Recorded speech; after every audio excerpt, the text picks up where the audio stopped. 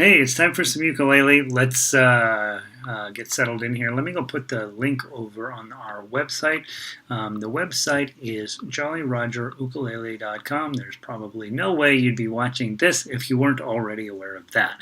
And so glad you're here.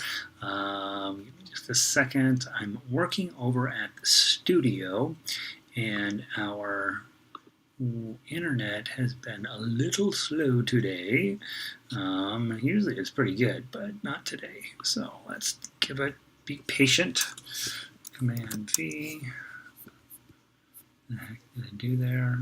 Okay, ended up in the right spot. Yay. Shift. Bold. Link. Enter. Edit. Settings. Open a new window. Update and oops. The wrong button. And update. Okay, so hopefully that'll get us going. I need to download our 2 songs that we're going to play into my gadget here today. So while everybody's loading in, we'll do that. Excuse me. Let me go also post on Twitter. All right, so it looks like everything's going okay so far. It says I have an excellent connection. It's not always the case. Let me view the page. I forgot to get out an email, of course. I think. I don't know. I can't remember. I think I got out an email. I don't know if I got an email out or not. So who knows if people are going to show up today. But the good news is you're here, and that's the only person I care about. So you will need a ukulele, and if you have a baritone, obviously grab that as well. Today we have a good group. Book 1, going to study some chords and some scales. Book 2, we're wrapping up the celebration song, so Vive La Companie, and Ash Grove will be our new song. We're going to move into the Celtic music. And then in the Book 3, or TuffRawk book, I don't know what to call it, Give My Regards to Broadway and Yankee Doodle Boy. Those were from a couple weeks back. We're going to start Hakuna Matata and Lavender Blue. Lavender Blue isn't particularly challenging, so it's one we'll study more as a something to work on. All right, let's see. I got to put this here, https://jollyrogerukulele.com. I'm going to hit tweet. I didn't tweet. I'm going to go here. I'm going to hit ukulele, open, and then I'll hit tweet, I guess. Let's see. Tweet. Appears to be tweeting. Boy, we're running slow today. I have my regular computer. Let's see.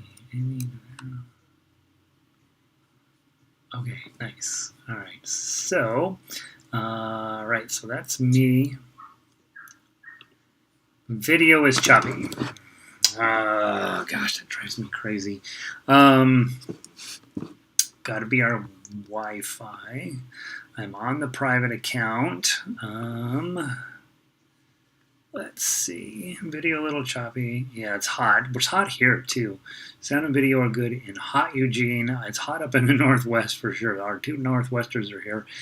So the video is choppy. Let me shut this computer down completely. Shut down. I have one other potential thing I can try, but it's risky. Let me see. I've got let's see, where would that chord be? That chord goes into here, and then that goes into where? Oh, I see. This chord goes over there. Turn that off. Guys, I hope that I hope it speeds up. I don't know what to tell you. Apologize about the video. This has been a rough couple weeks for video. Let's see what happens. Let's pretend that it's going great. I don't have a cable that I can use to. Do I? Maybe I do. No, that's the wrong kind of cable. Let me just check to see one more thing. cable won't work, and that cable, I don't even know what that cable is. Oh, it goes to that. Nope. Nope. So unfortunately, guys, I don't have a cable that I can use to try plan C. So here's what we're going to do. We're going to go with this, what we got. We're going to see if at some point it becomes unbearably difficult, then you'll let me know. It looks to me from this end like the video is sort of stabilizing, but I don't know that to be for sure. Video is fine for Diane for a change. Yeah, I'm even at a complete, I mean, the video's been slowing down at home. It's been slowing down. It's obviously slowing down here, so I'm thinking it doesn't have anything to do with me, possibly, which is unusual. But yeah, so shucks, I apologize, you guys. I don't know what else I can do about it. So tell you what, we'll go for a while. If you guys say like, no, this is not possible, then we will stop. All right, so today, let me pull up a couple of things that we need to get going on. I need this one, and I'm going to need this one, and I'm going to need this one, and I should have everything else we need. So, ukulele, book 1. And we're going to let's first look at those major scales. So grab your ukuleles. If you have a baritone, put it to the side for the moment, and let's go grab your ukulele scales. Okay, if you file them by electronically, it's called ukulele scales. And for a ukulele, there's only the one scale, and that's the C scale. And let's see how we do with that. Scroll, scroll, scroll. This is where I need to be. All right. All right, guys. And seriously, if the video becomes completely unusable, just toss a note in the chat bar, and we'll call it good for the day, and I'll move on.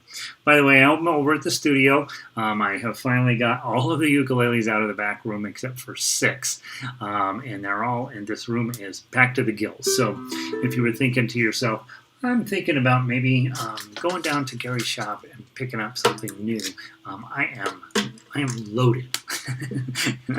And there's no delivery problems. You can just come and play. There's no supply chain issues here. It's taken a long time to overcome the supply chain issues. The only thing I have not been able to get in are harmonicas, oddly enough, and music stands. Everything else I got. So, all right. Remember, ukulele players, right? Hold it at 45-degree angle. Hopefully you've got a strap on so that it doesn't go anywhere when you're playing, because you're going to be using both hands. So a strap on the bottom, a strap on the top. By the way, isn't this beautiful? This is a new instrument I have here in the shop. It's a Ohana TK43. Brand new. Still really tight. It's got that new ukulele sound to it, and it's going to get better. All right. Let's play the C scale. Remember, we're going to start on open 2nd string, and then go up to the C on the 1st string, and then come back down. So from middle of that little C scale setup on your paper. 1, 2, 3, 4. 0, 2, 0, 1, 3, 0, 2, 3. Turn around. 2, 0, 3, 1, 0, 2, 0. Okay, one more time. I'm just playing with my right thumb. I'm not doing anything fancy over here. If you want to get fancy, index, middle, index, middle, index, middle. Okay, so I'll try that and see how it goes. 1, 2, here we go. 0, 2, 0, 1, 3, 0, 2, 3, 2, 0, 3, 1, 0, 2, 0. Let's try it again. From the top, ready, play. 0, 2, 0,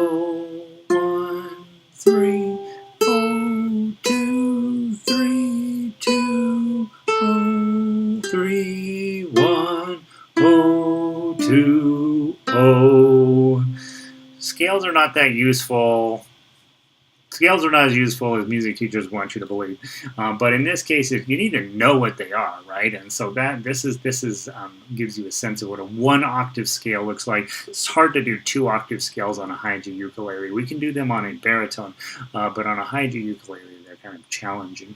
I would say if you have a low G ukulele, you have 3 more notes on here: G, A, and B. And you really have 4 because you have G, G sharp, A. B flat and B. So you really have 4 other notes up here to give you a wider range of possibilities with scales. And again, that's not why you buy a low G ukulele. You buy it because you want it to sound a little more full. And no matter how many times I tell you high G is where it's at, most of you end up with a low G in your arsenal at some point. Also remember your high note here is C, but you have notes above that. At measure or fret 5, you have a D. Fret 7, you have an E. Fret 8, you have an F. Fret 10, you have a G. And then fret 12, you have the A. Okay, and for those of you who want the 2nd octave, you gotta go clear up to 15 if you haven't one. And that's the C there. And so you can tell why we don't use that in arrangements. That's not a sound you need in your life. All right, there's the C scale on ukulele. Again, keeping them smooth, keeping them straight, keeping them pretty, knowing what they are. That's the important stuff. Actually practicing them, I don't see a whole lot of value in that. Let's grab the baritone scales, and there's 3 of those, and those will actually be more interesting in some respects. So grab your major scales for baritone, and if you've got everything filed electronically, it is under M. One of these days I'm going to fix the names on those files so they match, but major scales, baritone. So baritone, you have 3 scales that are pretty accessible here in the lower end. And what I want to do is have you, if you don't have a baritone, it's fine, right? Sit out for just a minute. We are going to start on the G. Okay, so this is the G. So you could, on your ukulele, if you have a little bit of experience, gosh darn it, you could play from G to G to play the same notes. So this might be kind of fun because in there's going to be an F sharp that shows up in there, and so you get a chance to see if you know where your F sharp is.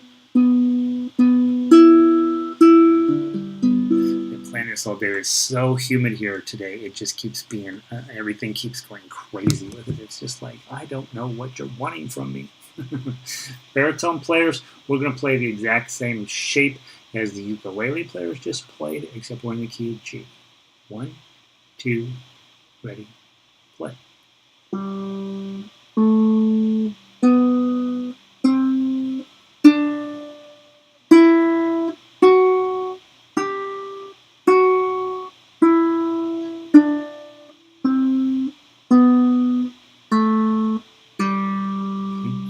Because you're on baritone, you get a few extra notes on the bottom string here, and so where we can play a D scale. Those of you on ukulele, if you want to start with your D right here, you can play along with me. See if how many notes you get right and how many you get wrong. From D chord or D scale, 1, 2, ready, play.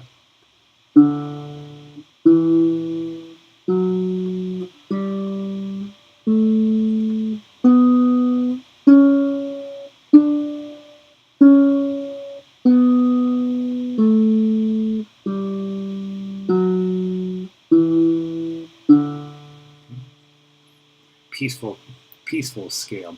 Notice in the key of D, you have 2 sharps. The F's are sharp and the C's are sharp. So if you were playing it on ukulele and you started on D, you would have needed to remember to hit F sharp instead of F, which is, this is F, you would need to hit F sharp, and then instead of your C, you would have hit your C sharp prior to hitting the D. Then finally, now we can all play together. So if you have ukulele, you're ready to go. Baritone players, this is your harder scale. So you're going to play the C scale starting here, and that's your low C. And then when you hit the G with your ring finger, you've got to slide up into 5th position. This is a subject that I talked about kind of ad nauseum. It is sliding. When you see notes that go above 4, you probably want to slide your hand up to play in 5th position, because then it covers 5, 6, 7, and 8. If you see notes above 8, you probably want to be playing in 9th position, 9, 10, 11, and 12. Okay. Now, often in real music, it works perfectly in scales. It's just the perfect system. But in real music, it's normal that you have stuff all over the place, right? And then you have to start thinking through where do you need to be positionally. But at least from a philosophical standpoint, 1, 2, 3, and 4 are in 1st position. 5, 6, 7, and 8 are in 5th position. And 9, 10, 11, and 12 are in 9th position. Okay, that's a philosophical approach. There's lots of songs that aren't going to cooperate with you on that. And most interestingly, when you're on ukulele and you're in the key of D, you'll often play it in 2nd position, right? On guitar or baritone, if you're on the key of A, you'll be playing in 2nd position. So there are obviously other choices, but those are sort of general philosophies to think about when you're playing melody. Is if that thing's going above 5, get into 5th position. If that thing's going above 8, get into 9th position. All right, let's play the C scale together, all of us at the same time. If you're on ukulele, you play your C scale. Baritone players, you play your C scale. Here we go. 1, 2, ready, play.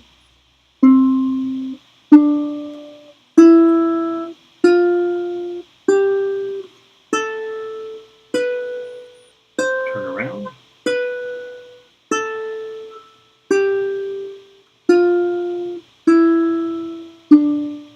Okay. And the baritone one is actually pitched high, so it will be exactly the same notes as your ukulele that you're playing in that lower position. Let's try it again from the top. 1, 2, 3, 4.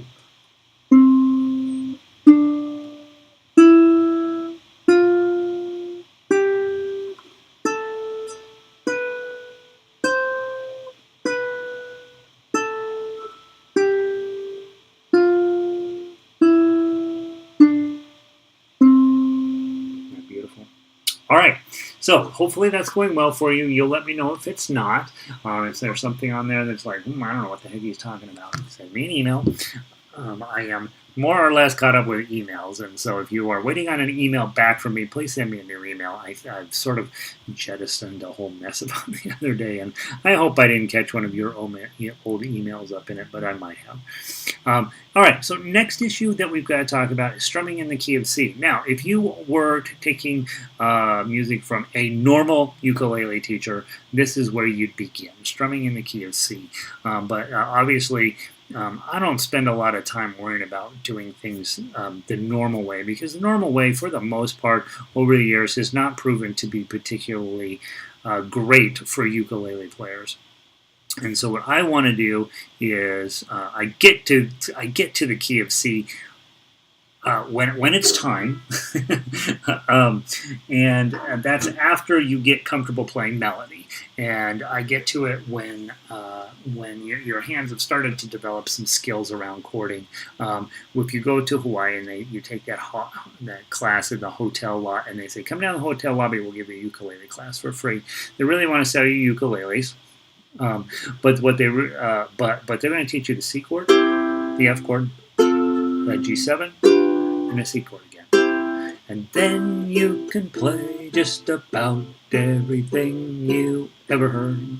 And so these 4 chords on the front of this, they may or may not teach you A minor. Most teachers go ahead and throw in A minor when they're teaching you the keys, chords in the key of C, because it's not that hard to do. The hard one here is G chord. And frankly, it's too hard of a chord to do on day one, and that's why I hold it off just a little bit. I've watched people struggle with it over the years, and I thought, you know what, we're going to move G chord just a little bit further down, and then I think it'll be better. So make sure on ukulele you're going to use this C chord. Okay, ring finger on the 3rd fret. And by the way, we will be doing this also in baritone simultaneously with you. So baritone, your C chord looks like this. It looks like an index finger on 2, second string, first fret, and then your middle finger's on the fourth string, second fret. Okay, so that's baritone. Then we're going to look at A minor. Okay, A minor is right here for ukulele players. So to get from C to A minor, it's just moving to that middle finger. And if you had to get back, just bunny hopping over your ring finger. C to A minor. Okay. Baritone, yours is, if you're on C chord, your C chord, all you're going to do is add your ring finger to get to your A minor. Okay, so it's here's C, here's A minor for baritone, and I will play some stuff on baritone as well. Ukulele players, be happy you don't have the baritone F chord. Your F chord looks like their C chord. Index finger, first fret, second string, middle finger up here on the top. That's your F chord. And then I would recommend take a minute to go from chord to chord so you know what that feels like. If you're on F, to get to C, you lead with your ring finger. To get back, you can lead with your index finger. Okay? To get to an A minor, you just lift up your index finger. To get back, put it back down. Okay? If you're on A minor, you gotta get to C. Lead with the ring, come back with the middle. Okay, so be thoughtful. I do spend some time when I'm learning a new song where I'm going to be responsible for the chords, just thinking about, all right, how am I going to get from this chord to that chord to the other chord? Now, if they're easier chords, I probably don't work on it very hard because I'll know I'll be fine. But if they are more complicated chords, that time is well spent just thinking about, all right, if I'm in this shape, how do I get to this shape?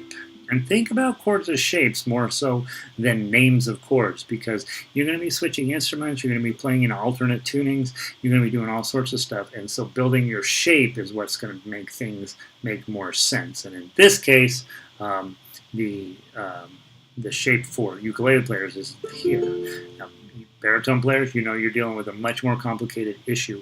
You're making your E chord, you're sliding it up one and adding a bar. Okay, so this is a legendary B flat chord on ukulele. For baritone, it's an F chord. Okay, so I recommend putting a full bar on and then middle and ring on strings 3 and 4. What I would do also, remember a couple weeks back we talked about that bar chord worksheet where you go all the way down and come all the way back. I would make that a part of your daily warm-up because these bars are going to become a daily activity as you become advanced players. And so just know F chord on baritone looks like this. You can get away with a half bar, it's fine, but I'd rather you use a full bar. Okay, and then finally G chord. Ukulele players, please, please, please, please, please make sure your index finger is on top and your middle finger is on the bottom string, and then you reach your ring finger out to the 3rd fret. This is the only acceptable way to make a G chord. Every time I teach this, about a third of the students in class will get this upside down, and you do not want to let them do that. Index, middle, ring. So just really, really focus in on, hey, I need this shape to be like that. And let me pull the screen up so it's just really, really clear. If you are teaching somebody, index finger on top, middle finger on bottom, ring finger on top. There are no other acceptable shapes for G chord except the bar chord. Okay, so you really need this one. It's very common when students are first learning. They'll do index, middle, and then they'll try to cram their ring finger in and be like, oh, that won't work. The other one I get a lot of is middle finger on top, index finger, and then ring finger, which actually feels very comfortable when you're playing ukulele the way I teach you, with your neck up here properly. It actually works pretty well, but you don't want them to do that because then the next chord inevitably is going to be this chord, and you have to move everything around. So you don't want to get them started right. A couple of them will grumble, and then they'll stop grumbling because they're doing it right. All right, so those are your chords. I always like to do waltzing Matilda. Some people know it, some people don't. But this is what you'll work on for the week, is these 2 pieces of paper. I want you to get good at waltzing Matilda, Drunken Sailor, Kookaburra, This Little Light of Mine, You Are My Sunshine, and of course the legendary Danny Boy is sitting on the Danny Boy divides people up in terms of how much they like it. All you're going to be working on is getting your chord on by the time it's supposed to be on. So don't worry about strumming every single beat. Worry about getting the next chord on. So whatever chord you're on, hit it once, and then move on to the next thing. Okay, so before we get too far, I just want to make sure baritone players have their chord shapes correct. Okay, C chord, index middle, once a jolly, and then your G chord is here, swagman, and your A minor is here, camp beside a, what is it, billabong? F chord, billabong. Okay, so all 4 chords are right there in the beginning. And for baritone, what looks like an F shape on ukulele, what looks like a C shape on ukulele, what looks like a D minor on a ukulele, and what looks like a B flat on ukulele. Okay, again, better if you use a full bar chord. It's okay if you use a half bar. Okay, those are your chords. Okay, I'm going to play on ukulele because most of you have ukuleles, but if you have a baritone, absolutely use your chords and your sheet of paper. We're going to do first of all, see Matilda. I'm going to play it the way I want you to play it, which is 1 strum per chord, and then get on the next chord. 1, 2, ready, play. Once a jolly swag man camped beside a billabong under the shade of a coolibah tree, and he sang as he sat, and he waited till his billy boiled.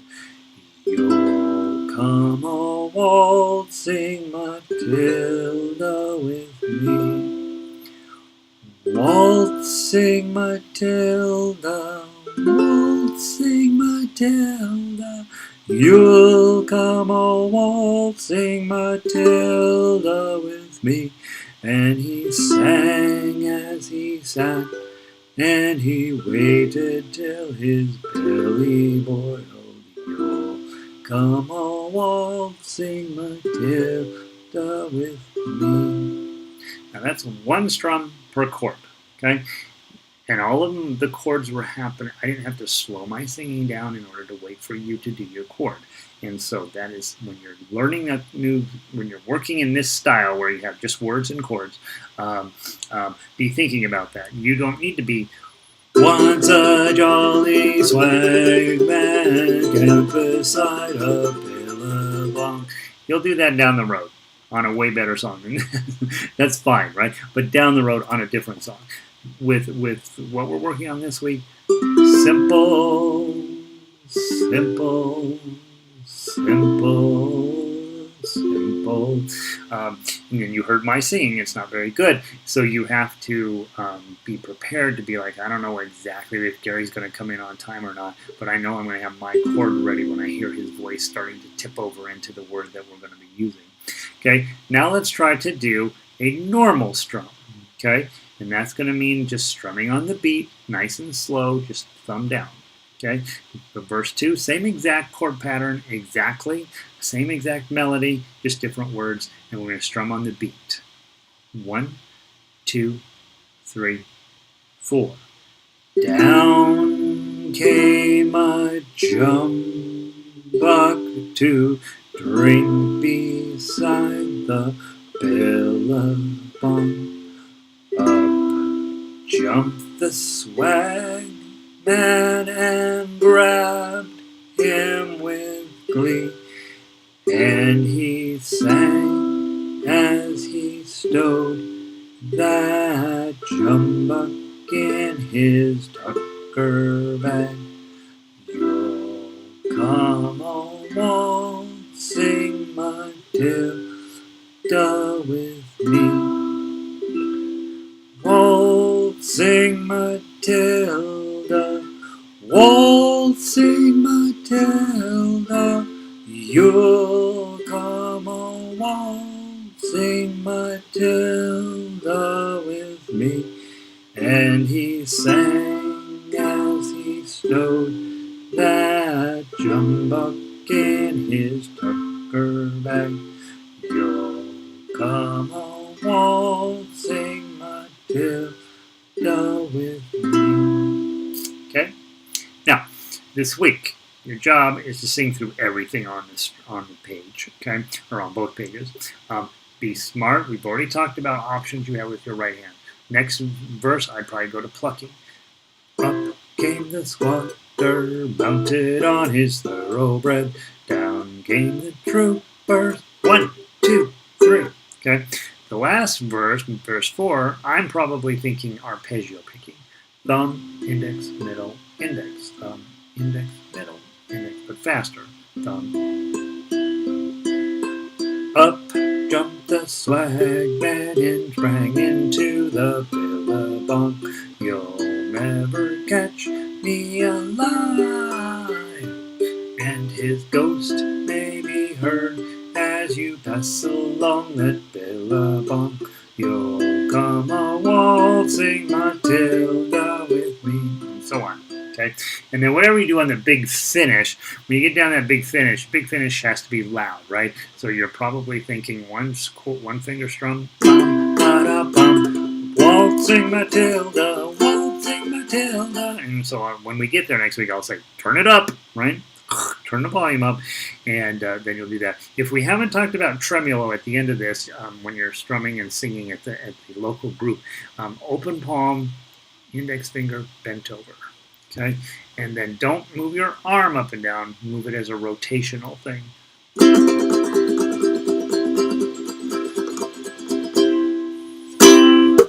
That's how we do it. Okay, I call that the Eddie Van Halen finish. Okay, so something fancy. A couple of other things to know on the paper. I'm Drunken Sailor. D minor is going to be your main chord. Okay, that's that one. Baritones here looks like that. Da-da-da. And C chord, yay for ukulele. They're not too bad for baritones. Okay, what shall we do with the drunken sailor? What shall we do with the drunken sailor? And so on. In book 2, I think it was a few weeks back, we did all of the keys, right? So we did all of the ukulele forward-thinking keys on Drunken Sailor. This is where it began. Okay, page 2, you get one other chord, and we've been doing G chord this way. You're going to get G7, which is index on the 2nd string, 1st fret, and then middle and ring, strings 3 and string 1 in the 2nd fret. That's your G7. Sounds more nervous because it wants to become a C. Okay, and so Kookaburra is on there. Kookaburra sits in the old gum tree. Merry, merry king of the bushes, he laugh. Kookaburra laugh. Kookaburra gay, your life must be. Okay, that's that song. This little light of mine, most of you know it. This little light of mine, I'm gonna let it shine. This little light of mine, I'm gonna let it shine. This little light of mine, I'm gonna let it shine, let it shine, let it shine, let it shine. Okay, so it's not a long song, but it's a song where you get a chance to really work your right hand. Okay, You Are My Sunshine, most of you know that from Johnny Cash and Danny Boy. Everybody either loves it or hate it, right? If you hate it, you're wrong. All right, so that's there. That's your job this week, is to strum through all this. Next week, we'll hit them hard. We'll see how many of them we can get done in 30 minutes. And these are the chords you take up with you through life. Baritones, it's not the best key for you. The key of C on baritone is a little iffy, but you're going to be playing in it a lot because all the other instruments play in the key of C a lot. So piano is in the key of C, and ukulele is in the key of C, and so you're stuck playing in the key of C a lot. Your chord shapes are not exactly friendly, but they're not terrible. And so baritone players, just know that's something you're going to be doing. I have been fighting this coffee all day today. I'm going to get it in my body during this thing, whether it come heck or high water. All right, there's your book 1. Okay, let's talk book 2. All right, and do we have anybody else that's snuck in here? No, I don't. Did I send out an email to you guys to tell you that we're doing this today? I don't know if I did or not. Anyway, book 2, Vive La Companie. Let's go grab that. Dun, dun, dun. Let every good fellow now join in the song. Vive la company. Success to each other and pass it along. Vive la company. Vive la, vive la, vive l'amour. Vive la, vive la, vive l'amour. Vive l'amour, vive l'amour. Vive la company. That's what we're after, right? So that's the basic melody. I'm grabbing the ukulele version first. Okay, we're going to go through this 3-step process that I always want you to go through. It doesn't really matter if you do melody first and then chords, or do chords first and then melody. If it's a song that I'm more familiar with, I'll usually do chords first. If it's a song I'm not 100% sure that I know what's on the paper, I'll do the melody first. But I always do both before I tackle Tuff because they just inform everything that you're going to be doing.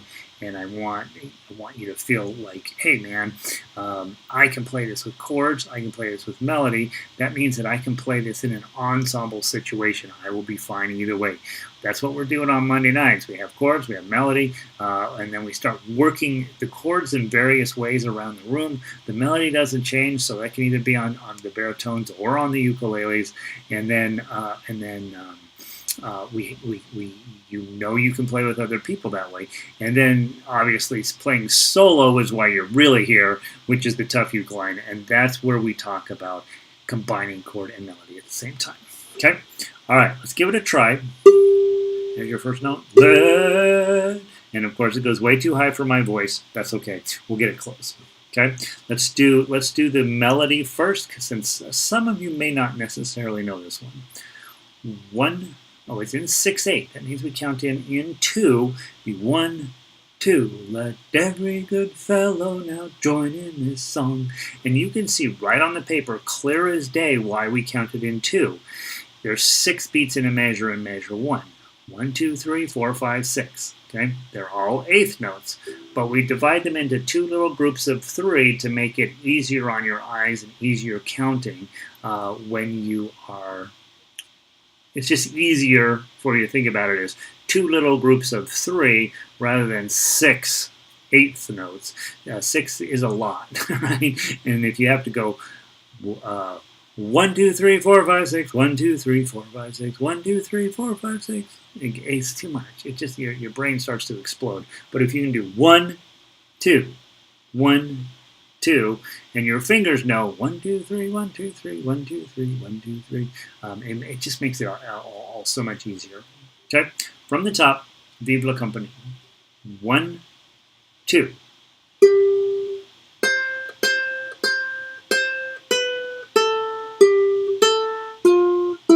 2, 3.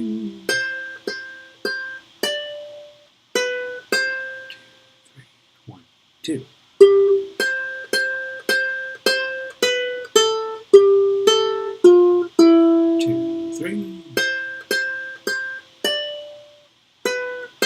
2, 3, 1, 2, 3.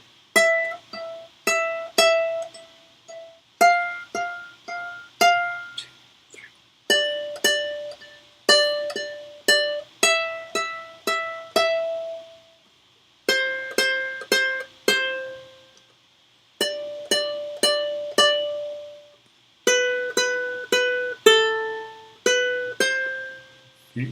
Hey Sandy, welcome in. Good to have you. All right, that's the melody. Not a great melody, but it's an okay one.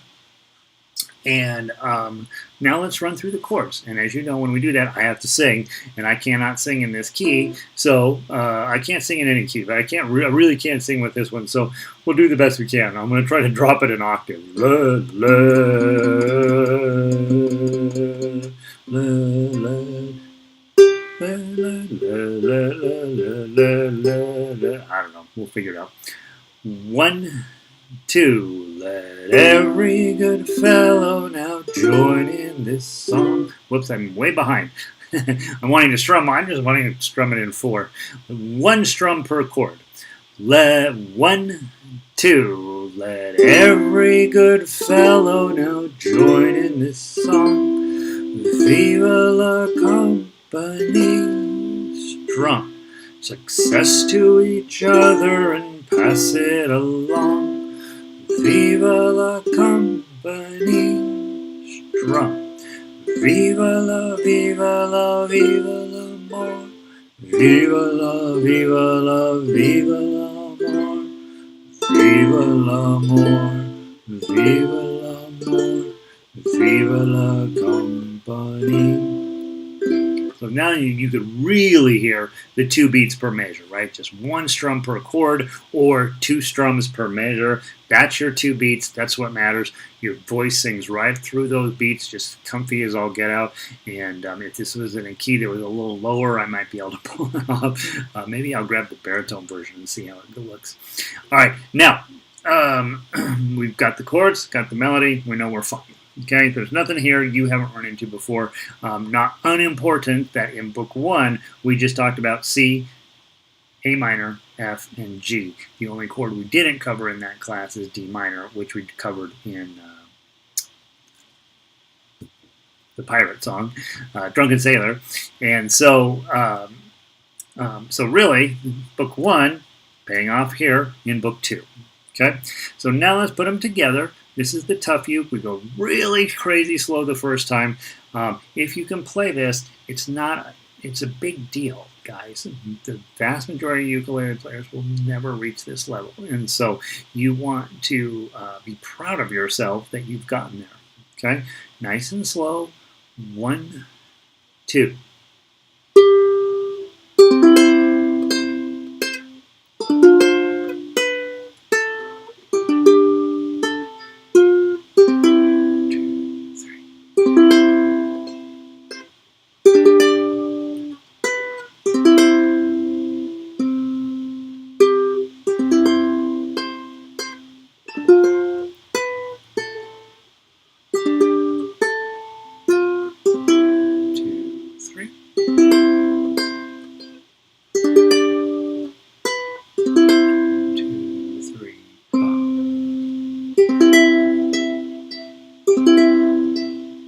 Chord,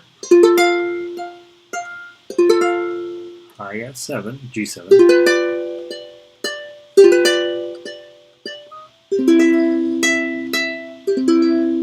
low A minor,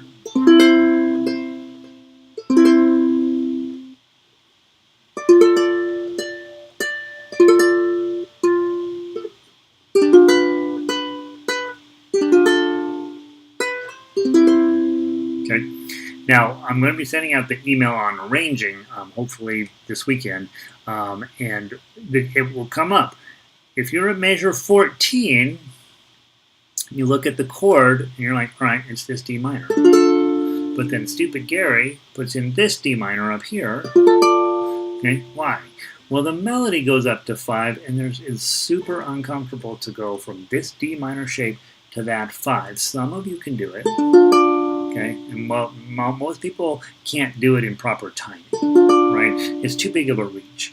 On guitar, you'd never consider doing that. On baritone, it's almost impossible. It's just too far to go. But you could in this case, but it's bad form. Okay. Instead, we find a D minor further up the neck. Always involves a bar chord, and then you got a much easier thing to play, much more comfortable. I want to say it's easier because bar chords are always hard. But you get that nice D minor there. And then you've got those decorative notes that at the end of measure 14-5-5 that are just filling up time so that you don't rush and jump into the measure 15 too early. Okay, let's go through the whole thing one more.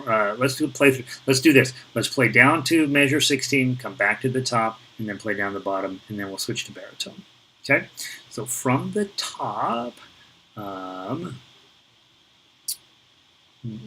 By the way, if you only have a baritone, you're doing the chords, right? You're playing along with chords, having faith that we're going to get to your version next, okay? 1, 2.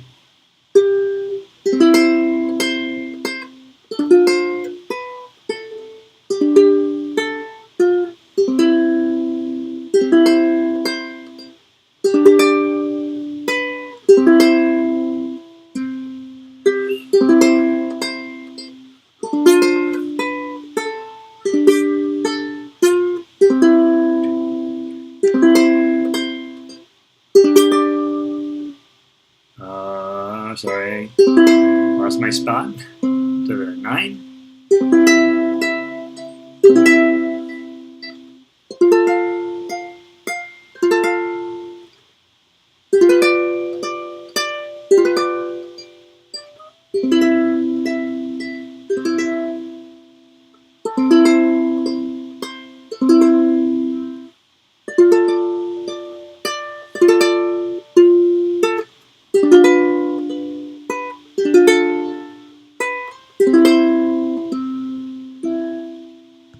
top.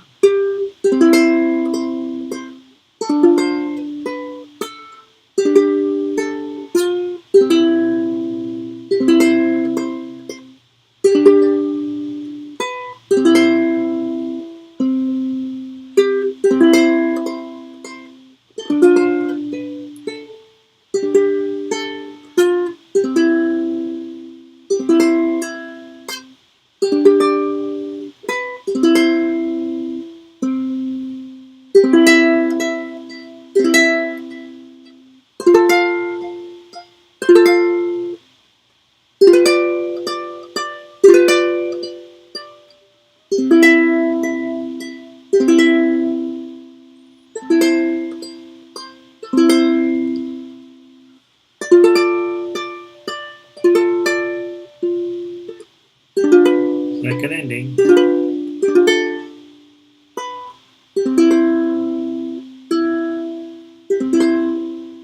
Okay. I put a full chord under that last 3 because it feels like it should be there. The extra 0 is just decorative, and then the final C chord.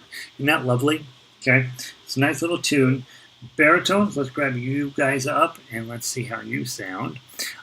Now we change keys, right? When we change instruments, we change keys. Baritones are going to play dead on, note for note, exactly the same thing as we just played on ukulele. But that means magically they're in the key of G instead of in the key of C. Key of G is a much friendlier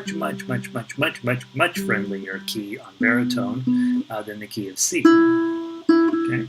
And so, anytime they get a chance playing G, they're like, "Yep, that's what we should be doing. That's how God intended it." From the top, we'll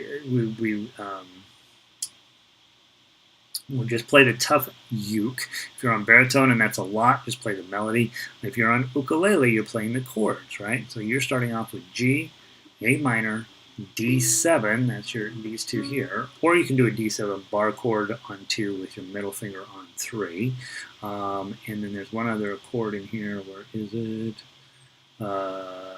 G, A minor, D7.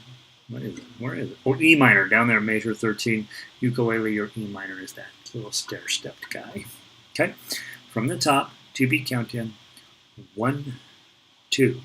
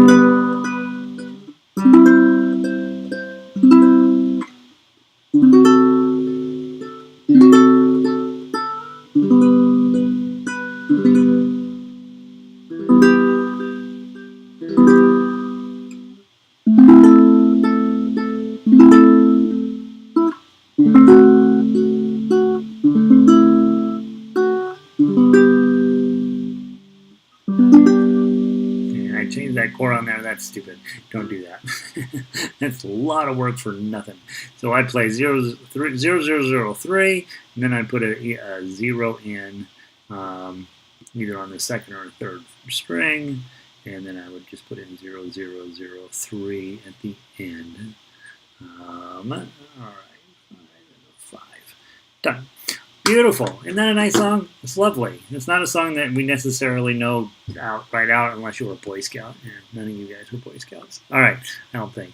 All right, let's talk Ash Grove. Ash Grove's a much more complex song, and so let's run and go grab it. I don't know if I put it in the book yet. Ash Grove Ukulele. Got it in the book. How exciting. Finally have something downloaded properly. Alright. Grabbing a ukulele. If I haven't mentioned it, you can come buy this ukulele. It's amazing. A lot of sustain on it. Ash Grove, 1802, probably-ish. It's probably older than that. This Llewellyn On is a song, Celtic song from back in the day. Might be Welsh, if I remember right. And the key with this piece of music is reading your repeats correctly. Okay?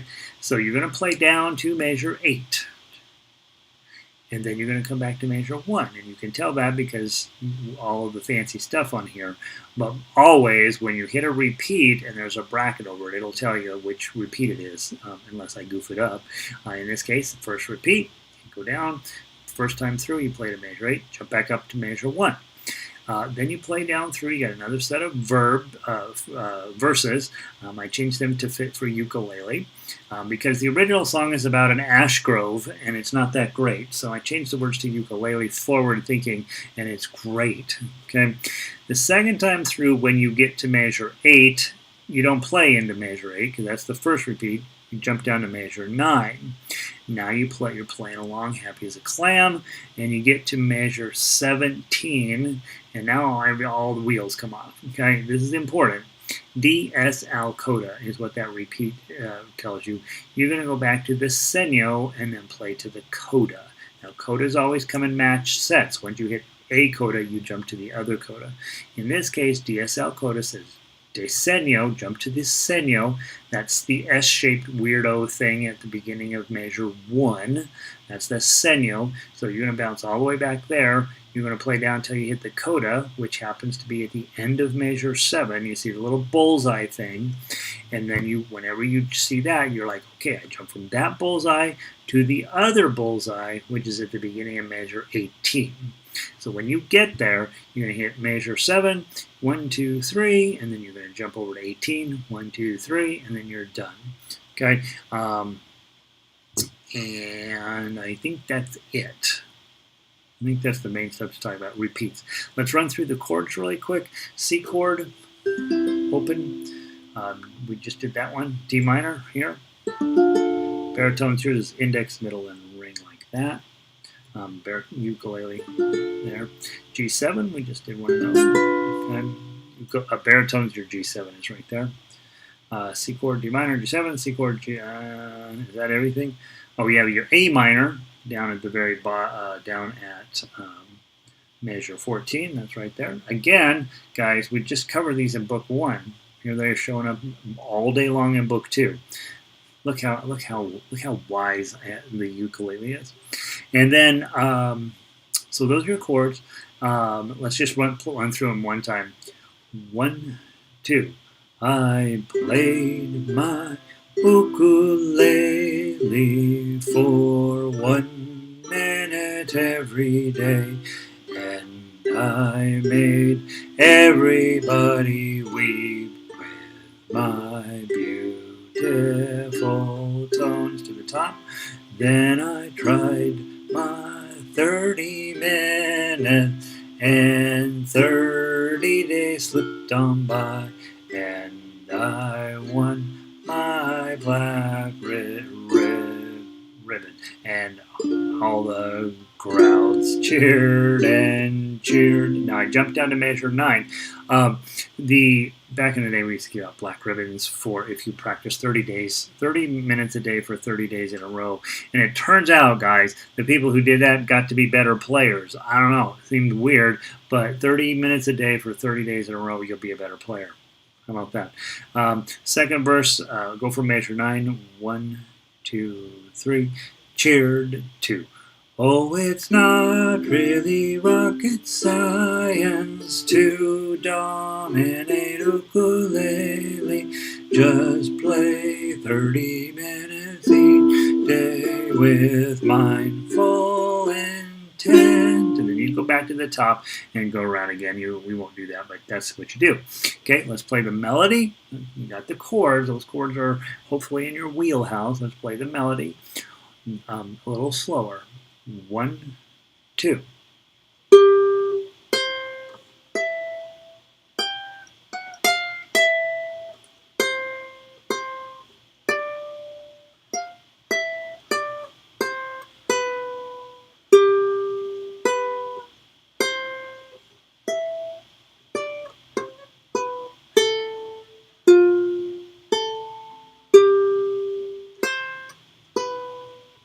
To the top.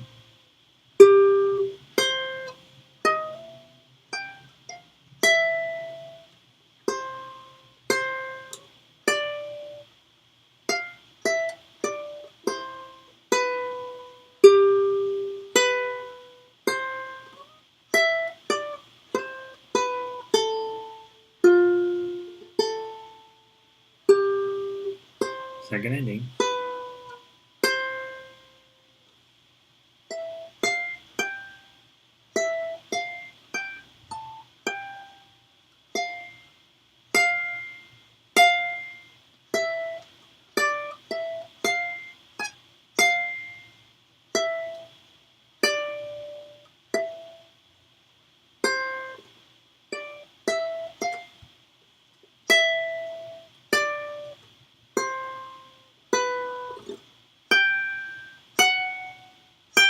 To the top.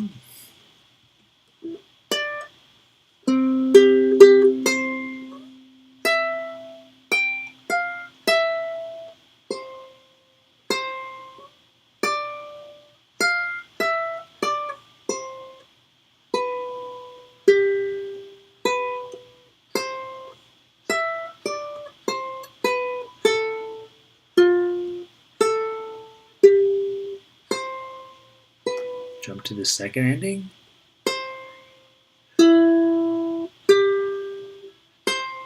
Okay. Yes, they do. Okay, nice. So you're all over the neck on that one. So again, thinking about playing positionally, I made some not great choices along the way, and I'll have to clean them up when I'm playing TuffRawk. Okay. Baritones, you're on chords. Ukulele players, you're on TuffRawk if you can. If you can't, or if you get kind of like you get to a point you're like, oh, that's way too hard, jump to melody and then jump back to TuffRawk. 1, 2.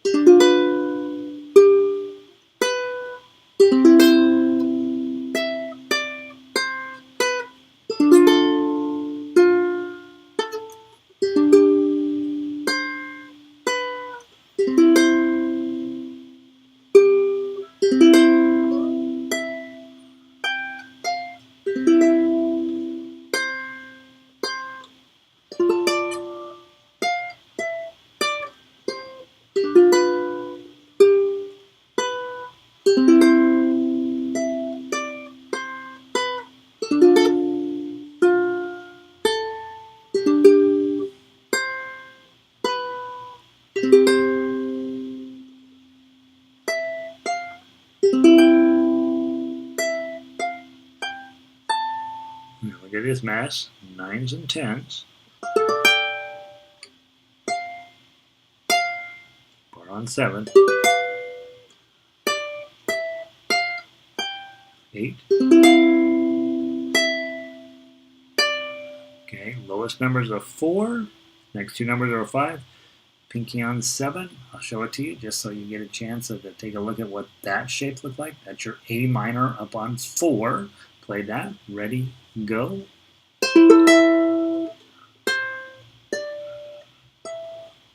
Page 2.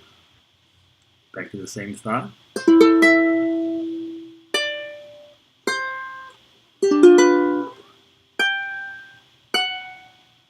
And then bar on 10 and middle finger on 11. Okay, back to the top, go.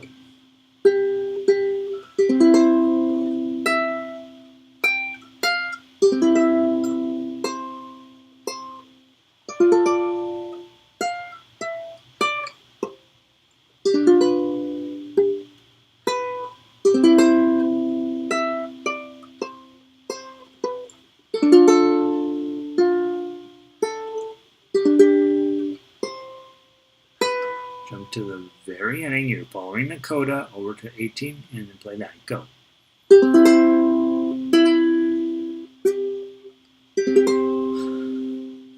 Okay, and that C chord where there's 2 3s on there, it's the same as the C chord. It's just it just eliminates one note so that you end up with a bit more urgent sounding C chord. Okay, beautiful. All right, baritone players, we have to go fast. Okay, so grab the baritone sheet music. We got plenty to do in book 3, and I want to have plenty of time to get to it. Baritone, Ashgrove. If you are on ukulele, you are playing your G chord. You are playing your A minor. You're playing D7 is that one. You are playing, what's the other one? E minor, right down there. Okay? All right, Ashgrove on baritone.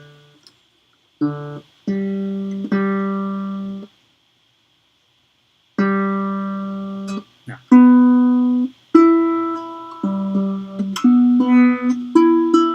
Okay, close enough.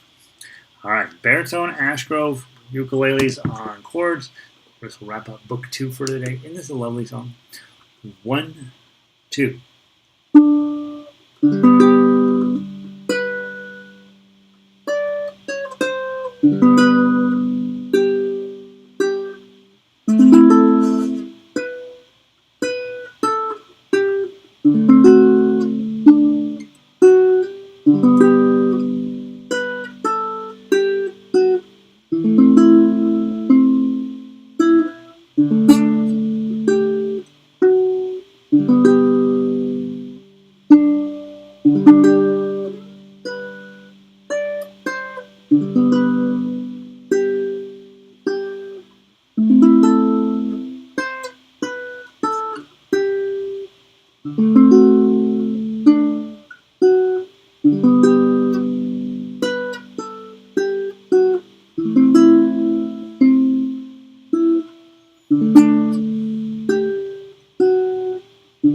Second ending.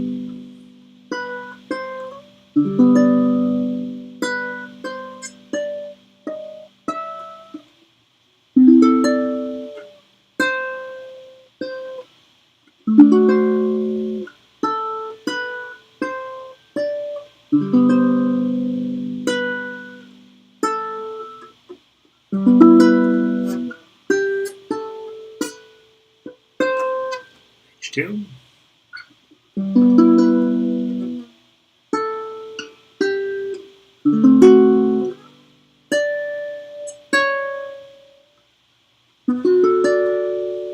And then back to the top.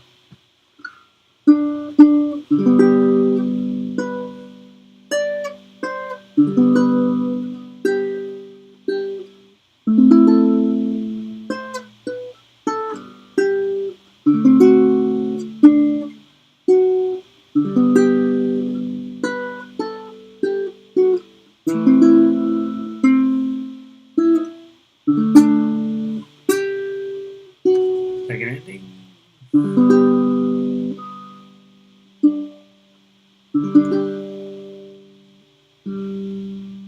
Beautiful.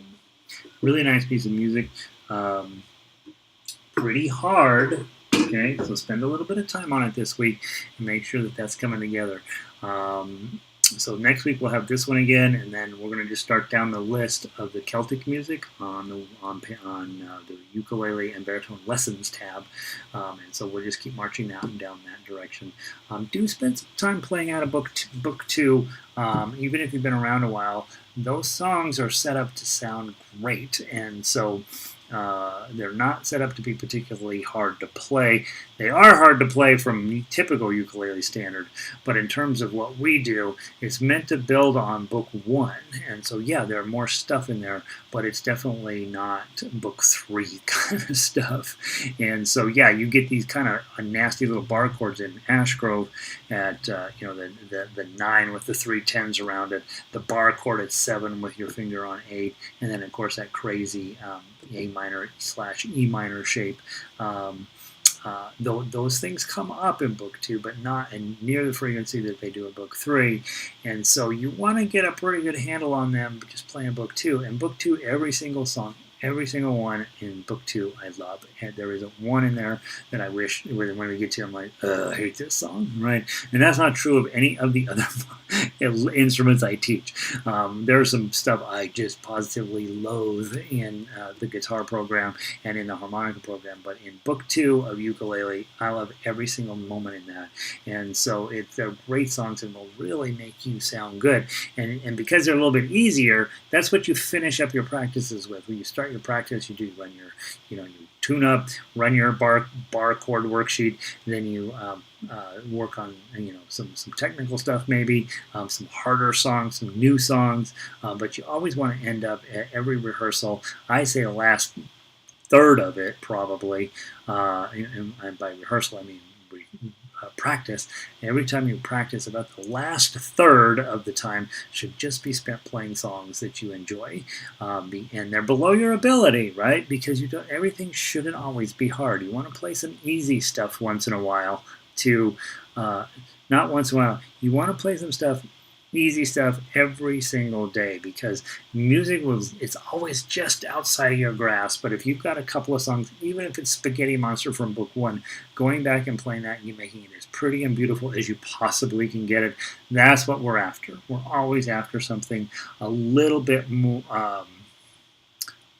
easy and beautiful, right? And there's no shame in playing anything out of book 2. Honestly, it's all good stuff. Many of the songs out of book 1 I play on a regular basis, right?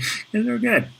All right, kids, here we go. Let's talk about the book 3. Let's talk about the future. Let's talk about what I'm doing. This has been a terrible summer for me, as was most of last semester, and so I apologize. I am having a heck of a time getting all of life handled while I'm in the process of trying to be happy and joyful on ukulele, which is not hard on ukulele. It really is. But I do know that those of you guys that are more advanced players, you're looking for more stuff, and I just have not gotten it to you. I'm aware of that every single day. A sadness and a drops in over the top of my head.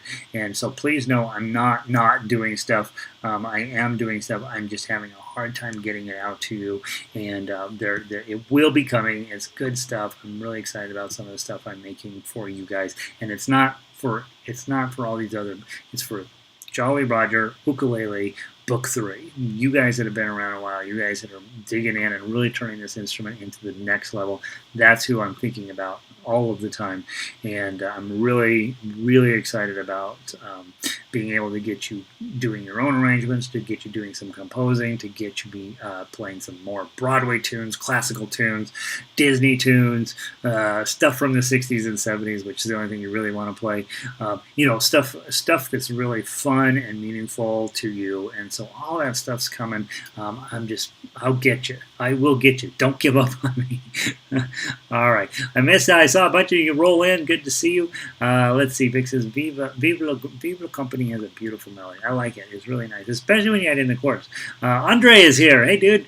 Exactly the right moment to stop by. Ash Grove, beautiful, but this is probably always the right moment to take a look. Nice to see Andre. He comes in from Germany. It's the middle of the night there. He should be in bed. Good to see you. And then LG made it in. 91 degrees in Vancouver. Brutal. Carol is up in the mountains. Lots of rain up there. That's good. Always good, as long as it's not flooding.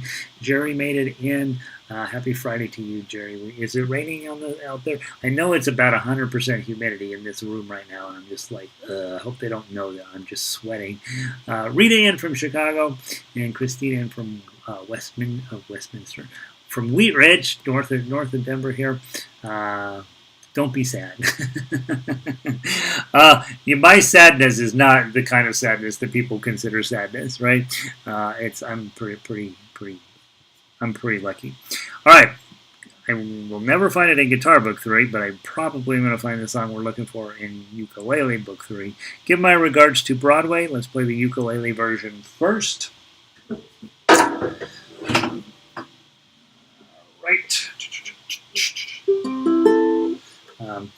By the way, we got a ton of ukuleles in, and we're getting set up to start teaching summer or the fall classes and getting a bunch of stuff going on with the other with the schools and stuff around here. And I want to show you a mess that I have. Okay, let me see if I can do this because it's funny. I was dividing up those ukuleles that the orchestra owns and the ones I own, making sure what's on the wall is and blah, blah, blah. I have this pile here. Let's see if I can get out of the way. This pile here, a book. Can you see that? I don't think I'm making a good. There it is. That's what's going on here. Boxes and boxes of ukuleles. I taught up at the Institute in Westminster last week. And we had all these smiley face ukuleles everywhere. And then at the end, I let them buy them if they want to.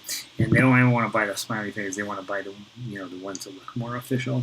So I sold them a bunch of those, and now I got to clean all the ukuleles because there's little children's hands all over them. So I got a box of ukuleles sitting cleaning. All right.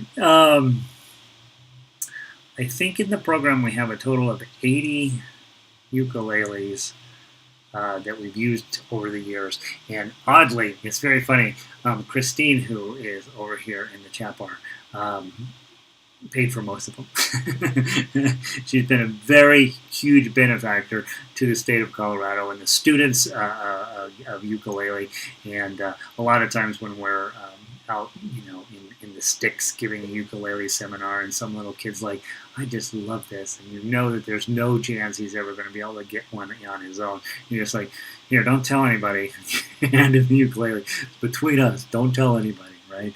And so Christine has, we call her Red around here. She's donated lots and lots of those, and a lot of other people have donated over the years to the ukulele orchestra, and we feel really blessed to be able to give this stuff away, or to offer lessons for free around the state. All that stuff is really exciting. You guys have all helped out with that. You're all members here. That some of that money ends up taking care of our teaching staff and all this stuff. So it's really, really exciting. Let's see. Jerry says, you can't have too many. I have too many. What's crazy is I only have like 3 or 4 ukuleles myself. I own 3 or 4, but there's a couple hundred here in the office, and they're all different types, right? All different quality. All right. Give my regards to Broadway. I think you get an opportunity to play whatever you feel like here, right? If you're on baritone, you're going to play some lovely chords. Those are not super complicated for you. If you are newer, or if you are working on chords for ukulele, play those chords, right? They're lovely. It's in 4/4 time, so that's lovely as well. If you are working on melody and you want to get it as clean and as close to what I'm playing as you can, just play the melody. The Tuff uke is the standard thing that I put on every piece of sheet music I hand out. It's not fingerstyle. It's a little bit different than fingerstyle. And then the painful ukulele down there really is fingerstyle. In this case, there's going to be notes happening on every quarter note instead of every eighth note. But you'll notice the tempo is that quarter note equals 180. So we're moving along at a quick pace. Okay, I'm going to play the painful ukulele. You play the one that makes the most sense for you, and I hope all the ukuleles are tuned. Yeah. You know what I do, right? I sit around here and I tune up, I usually tune up 10 at a time. I put them on. There's all these tables just up beyond the door there, and so I set them all out on the tables, 10 at a time, and I tune them all up, tune them up, get them close, and then I put them in the box. And then I tune up the next set, and the next set, and the next set, and the next set, and then about halfway through, it's really demoralizing, and you're like, I'm gonna go get a job because this is really a lot of very mind-numbing work. All right, let's see how we do. Play it as fast as you can, almost. 1, 2, 3, 4.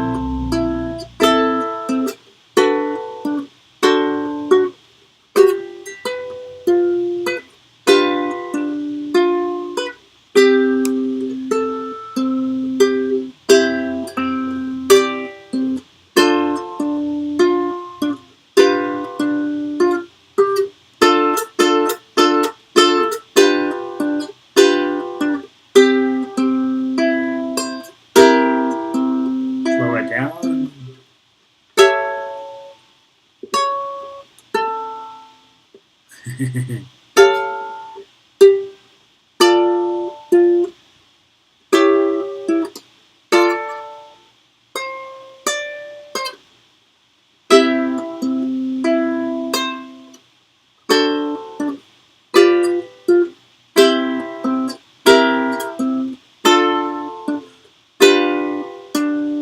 Back to the top, see if I can do better, and go.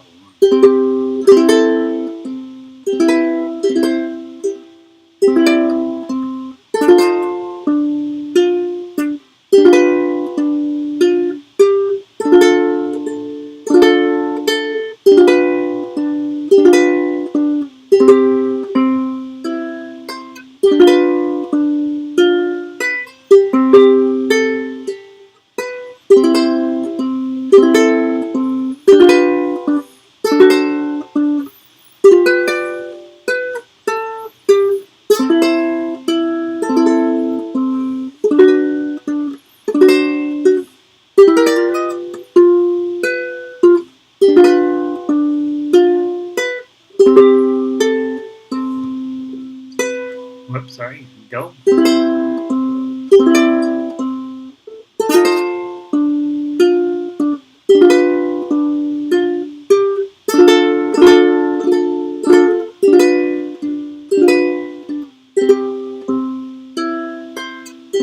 Slow it down a little bit.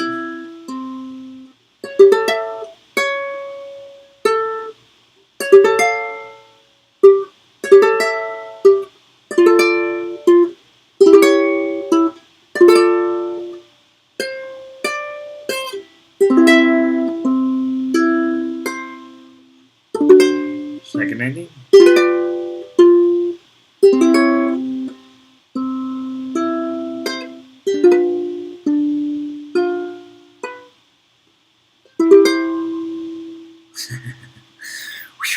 Feels a little nerve-wracking, right? You're going along and you're just like la la la la la la, and then you hit measure 25, right? So let's just review very quickly. Measure 25. It's your E7 chord, E7, okay, on 5. So always when I say it's an E7 shape on 5, I'm saying make your E7 shape, slide it all the way up, and then put your bar. In this case, it's just one finger on one string. And then that's your A7. Okay, and we talked about that in bar chord class in orchestra a few weeks back.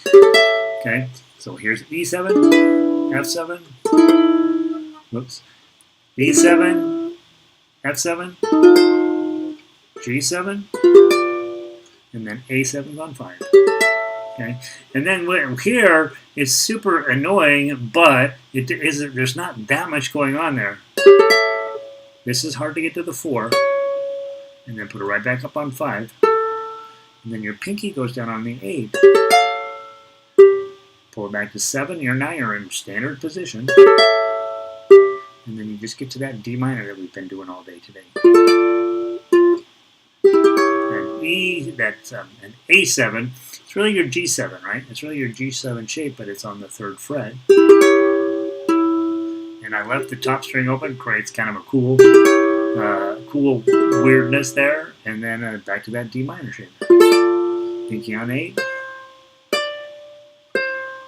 And if I had I don't have a strap on this ukulele, and so it's really hard to do that section and hold on to the ukulele and all that stuff. So I was struggling through that. That's why you use a strap. If you haven't got a strap on your ukulele, absolutely get one. All right, give my regards to Broadway. That's like real music, right?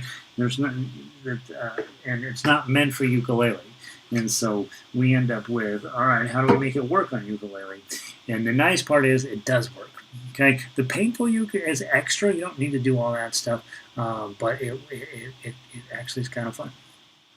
Okay, let's grab baritones. I'm going to go down just to do the Tuff uke this time, and everything's the same for baritone players. Ukulele players, you got your G chord, A minor chord, D7 chord. You have an E minor chord hanging out on 13. You have an A chord hanging out on 14. When you're on chords and the Tuff uke goes up here and does this crazy D7 up here, you just go stay down low and do your normal D7. You don't need to do the fancy stuff, right? You're just, when you're on chords, the open chords are absolutely fine, and that's why when you are a singer, you don't need to learn all this stuff up the neck. When you are when you want to be a ukulele player, however, you do have to learn that stuff that goes up the neck. Okay, from the top, I'll probably play a mixture of painful and tough. 1, 2, 3, 4.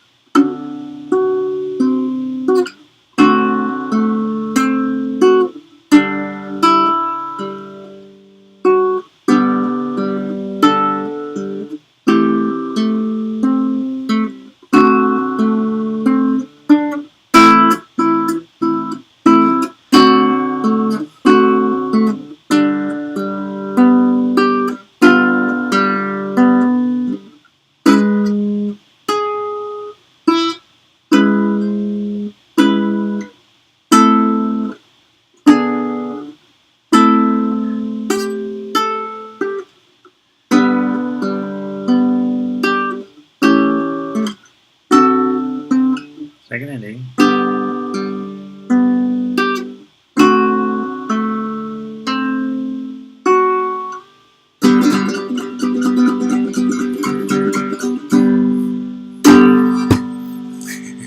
I taught all the kids at Institute this week the tremolo and the Eddie Van Halen finished. If you don't do that right, if you're a ukulele player and you don't do this right, you come in, last chord,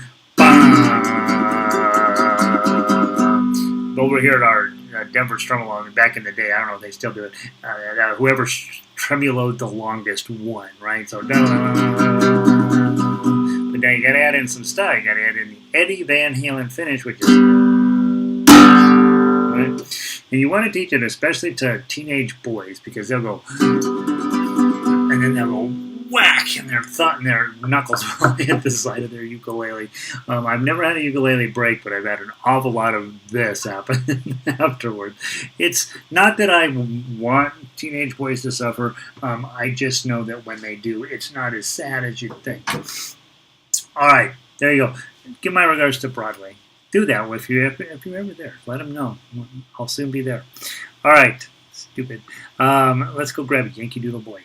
Now, Yankee Doodle Boy, especially those of you guys that are not Americans, please know that this is a fine song, but we're not promoting the idea anymore, right?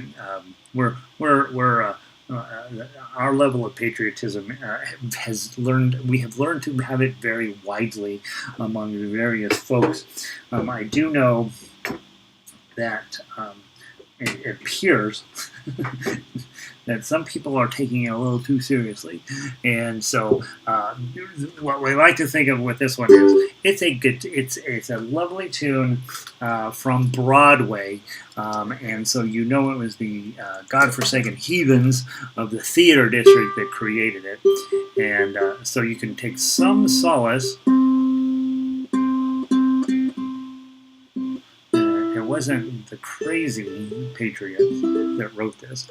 I think it's the crazy patriots that have kept Yankee Doodle floating around out there in third grade for everybody. But I don't know. These are my political thoughts. Yankee Doodle Boy. We're playing the ukulele version first. And ukulele players, your G chord, A chord, D chord, E7. Look at there. There's your E7. It was in the last song, except it was up on 5 as an A7. Okay. In this one, interestingly, measure 6, you got an A minor, and then it morphs to an A major. That's not typical in music. When it happens, it's usually at a kind of a cool moment. A real life nephew of my Uncle Sam, born on, right? It changes, and all of a sudden you've morphed from a major to a minor to a major, and it's like, that's not typical. And whenever something happens in musical that's not typical, it's almost always at this sort of critical moment in this song where we're trying to draw some sort of emotional reaction out of you, good or bad, whatever. All right, this isn't a particularly complicated song, so we don't need to run through the melody, we don't need to run through the chords. You pick your poison, okay? From the top. I'm playing Tuff Uke, of course. From the top, 1, 2, 3, 4.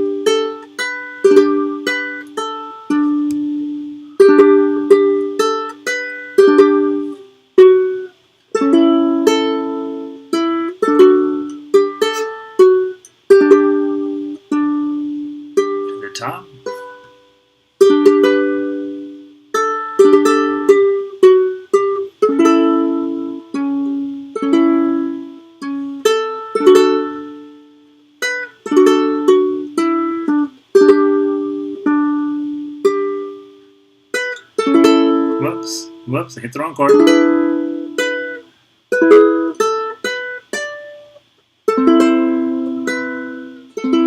There's your 7.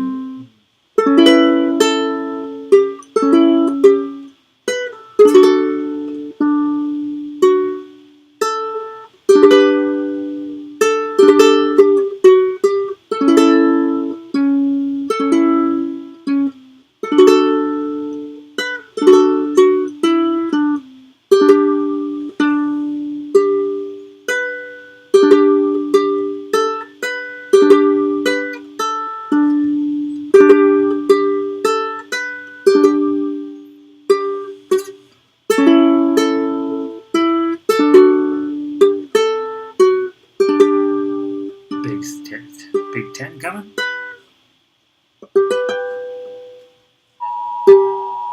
Isn't that lovely? Uh-oh. Hold on. I have an emergency signal coming through. Let's see if I'm about to die.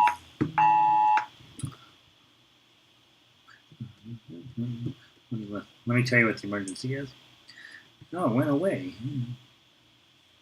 Maybe they're just kidding. How do I find out if there's a real emergency? I must have hit something and the button went away.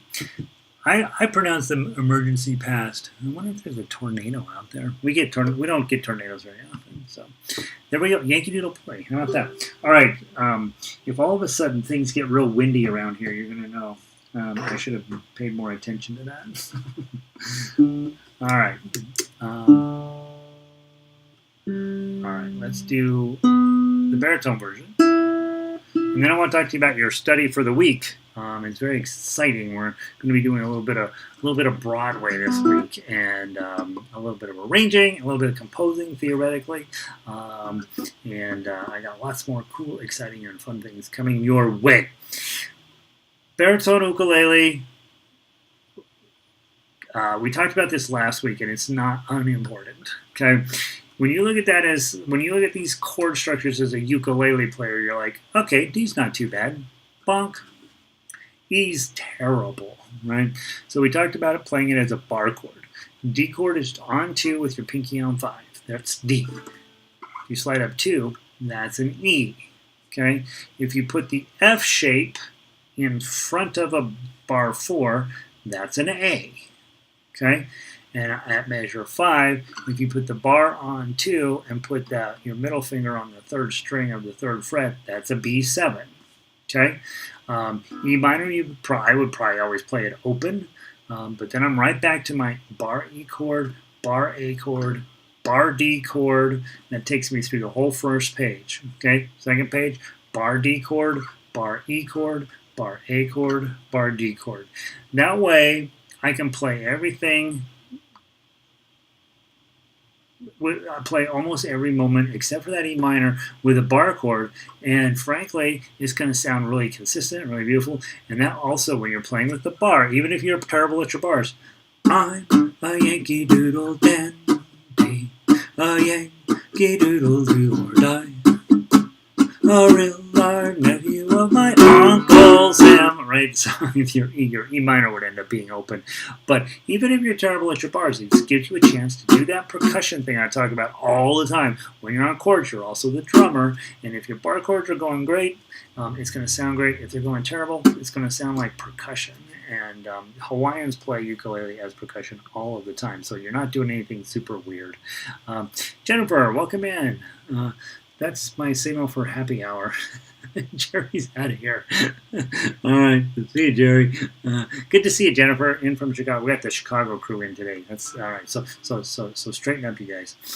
From the top, 4-beat countdown, not too fast.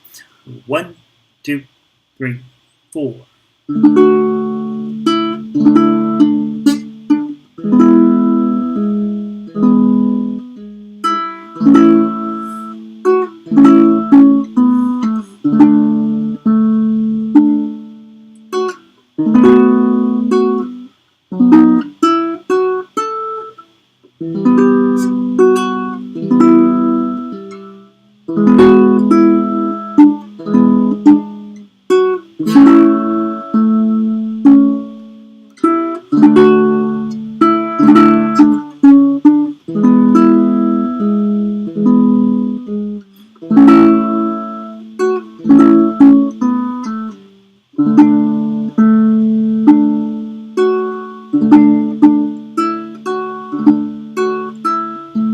To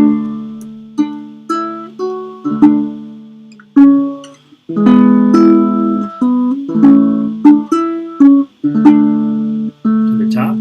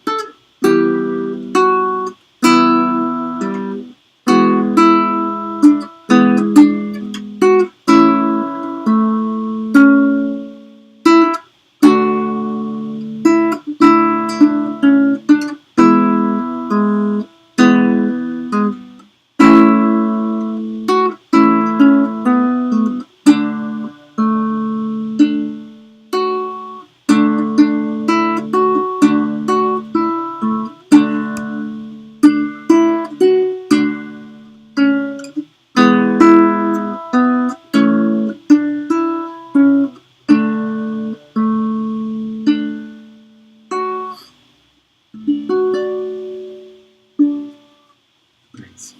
How about that? All right, so let's talk about a couple other things, and then I'll get you out of here. The first is that we're going to do a couple of Disney songs for the next few days, and I'll be getting your email out. I keep threatening to send you an email, and I keep not doing it. But you know, my heart's in the right place. We're going to talk Lavender Blue and Hakuna Matata. Now, Hakuna Matata, there's only one file that I want you to get out of the members section, and that is an ensemble arrangement where we all play together. And what's cool about it, which almost never happens, is I was able to get the ukulele Tuff Uke and the baritone Tuff Uke so that we, honest to gosh, can play together. And the baritone Tuff Uke, it's almost, it'll be fun, right? Because you can play Tuff Uke on one, we'll play Tuff Uke on the other, we'll play together. It'll be really crazy. And the nice part, everybody, Hakuna Matata is one of those just happy songs, right? What I'm thinking, where our theme for the winter show for the ukulele orchestra this year is summertime, so we're going to play summer and winter. Isn't that cute? But Hakuna Matata is one of those songs that everybody thinks of as kind of a happy, summery, pleasant little tune, and so here we are working on something that could potentially end up in the show. So get that out for you. Again, with this, with Hakuna Matata, you've got whatever your chords are, they're all spelled out. So for the first time ever, you don't have to go look anything up. If you're on baritone, they're there. Wow, is that a fun, awesome way to begin a song? Hakuna Matata, Hakuna Matata. What a wonderful phrase. Right, and so it's frankly super hard to sing this song, but I'm really proud of the sheet music. We did it a couple of years ago now, maybe a year ago, and it's really fun to play. I was playing along today through all this stuff, and I'm like, I'm not going to change anything. I think it's great. We'll find out as we dig into it a little bit deeper if there's anything else to be played. But take time to do what I always tell you to do. Go through, make sure you know all the chords for your instrument, whatever that is, and then go through and play the melody. That's not easy, okay?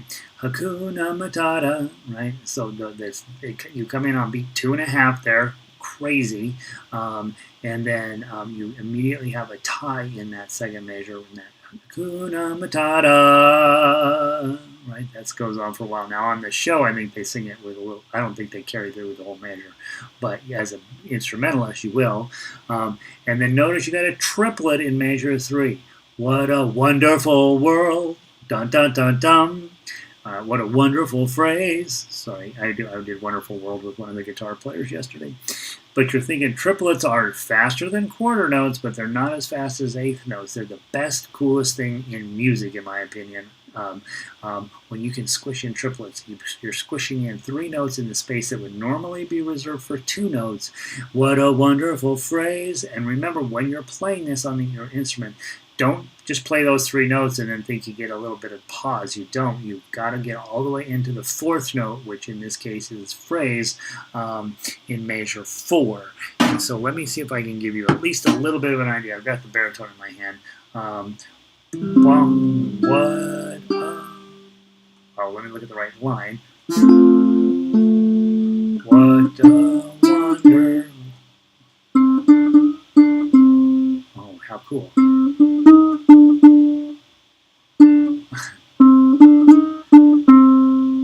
Okay, so that's, you're really looking at that blues feeling, right? So if I'm just looking at the melody, 1, 2, okay, let it ring, and then you come into the melody, baritone melody.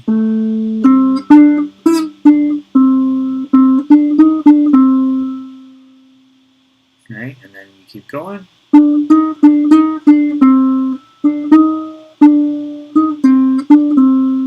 Lots of things to work on timing wise. So go listen to the MP.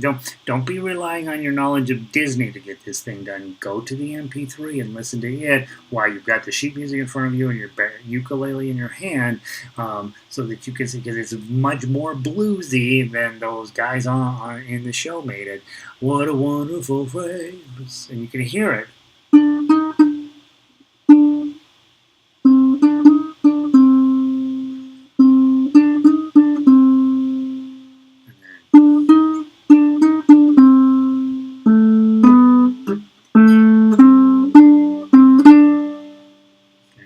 So you've got some cool stuff going on there. You also, oddly, a 4 note shows up in there. It means no worries for the rest of your days, right?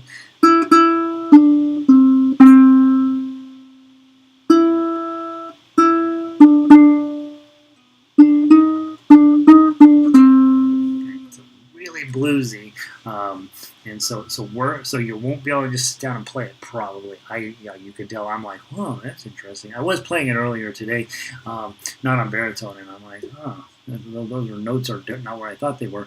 On ukulele, they go up the neck, right, and they're mostly on the 1st string. I think they're all on the 1st string.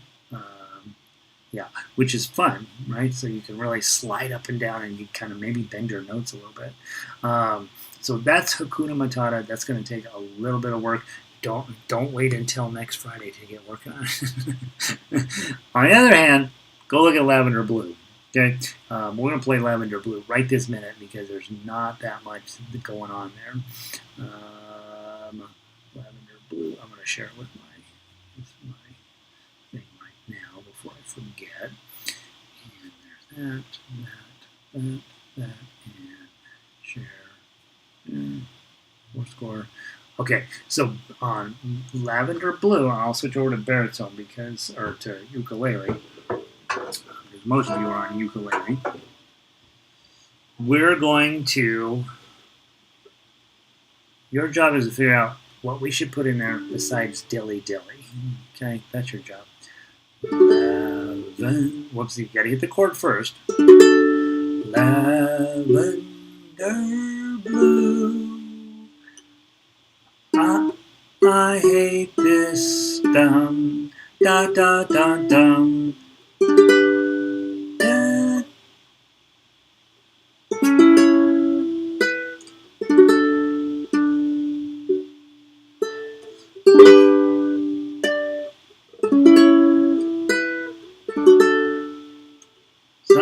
Something.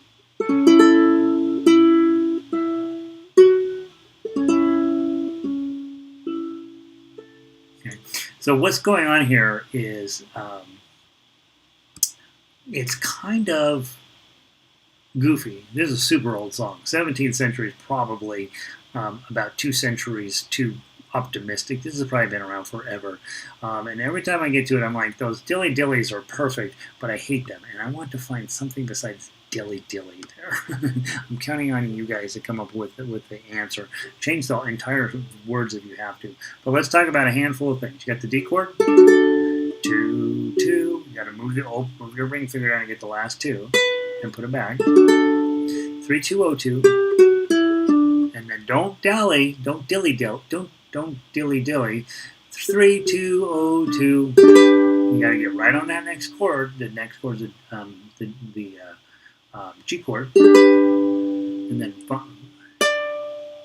you're going to hit that 5 with your pinky, slide it back while you're putting on the A chord. Now measure 4 is peaceful. 5, again slide, and then you got to get your ring finger down. A chord, 3, 2, 0, 2, chord.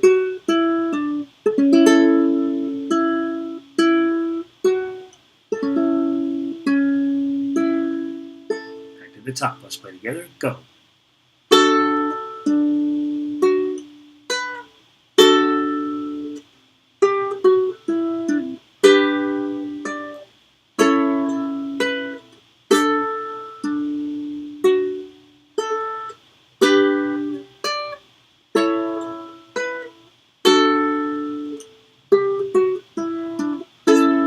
Oops, I should have gone to 9. I played into measure, repeat number 1, go to measure 9. Bar chord on, bar chord, D chord.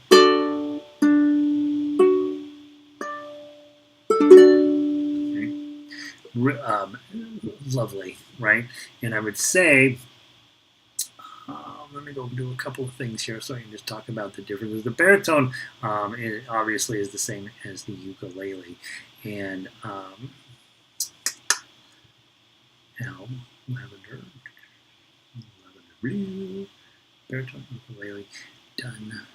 Now the it might possibly sound better on baritone because those chords are pretty important, but I don't necessarily think so.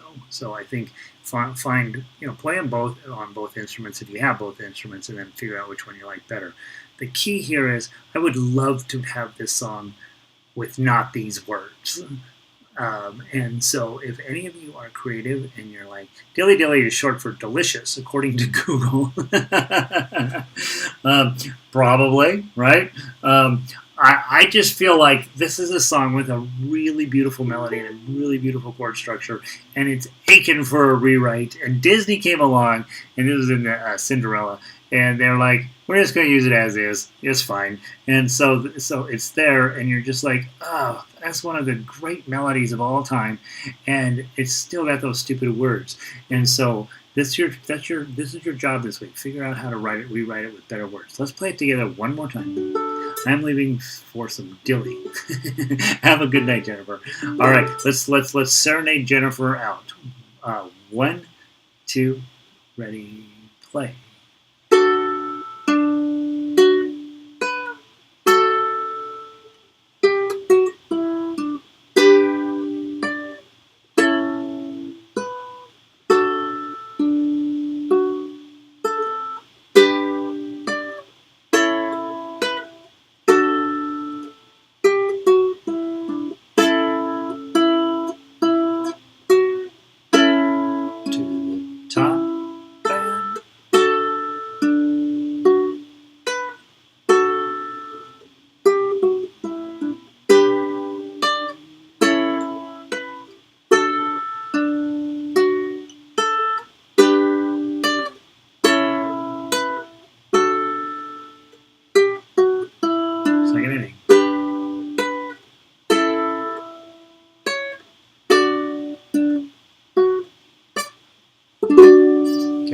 So you have an easy song that you're going to fix the lyrics for me, and then you have a very hard song in Hakuna Matata.